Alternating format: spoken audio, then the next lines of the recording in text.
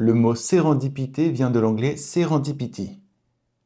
Ce sera ça mon accent anglais. Ce mot a été créé par Horace Walpole, après la lecture du conte persan Voyages et aventures des trois princes de Sérendip. Dans cette histoire, les princes obtiennent bien des choses, mais sans le vouloir, pour des découvertes souvent accidentelles. Ce mot s'emploie notamment dans le domaine des sciences pour qualifier la découverte faite par hasard, en dehors du cadre de recherche initiale, et l'aptitude du chercheur à saisir cette découverte. Mais il peut s'appliquer dans d'autres domaines. Quelques exemples. Selon la légende, c'est par sérendipité, avec la chute d'une pomme, que Newton comprend la gravité. Un traitement de l'angine de poitrine par les laboratoires Pfizer ne donnera pas l'effet escompté, mais donnera un effet secondaire.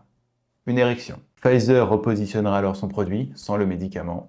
C'est le Viagra. Percy Spencer, un ingénieur, a remarqué que sa barre chocolatée avait fondu alors qu'il travaillait sur un radar, un magnétron. Les ondes ont ce pouvoir. C'est ainsi qu'est né le four à micro-ondes. Dans les années 1940, Pietro Ferrero crée un bloc de chocolat aux noisettes, lait et huile végétale. Lors d'une canicule, les blocs fondent, formant une pâte facile à tartiner, donnant naissance au Nutella, ou à la Nutella.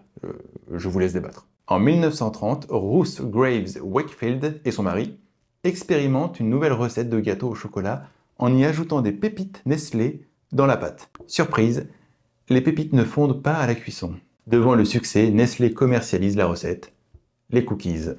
La sérendipité nous rappelle que parfois, les plus belles trouvailles arrivent quand on ne les cherche pas. En revanche, n'allez pas penser que c'est par sérendipité que vous m'avez découvert. Déjà parce que ça ne marche pas comme ça, et soyons honnêtes, c'est par procrastination.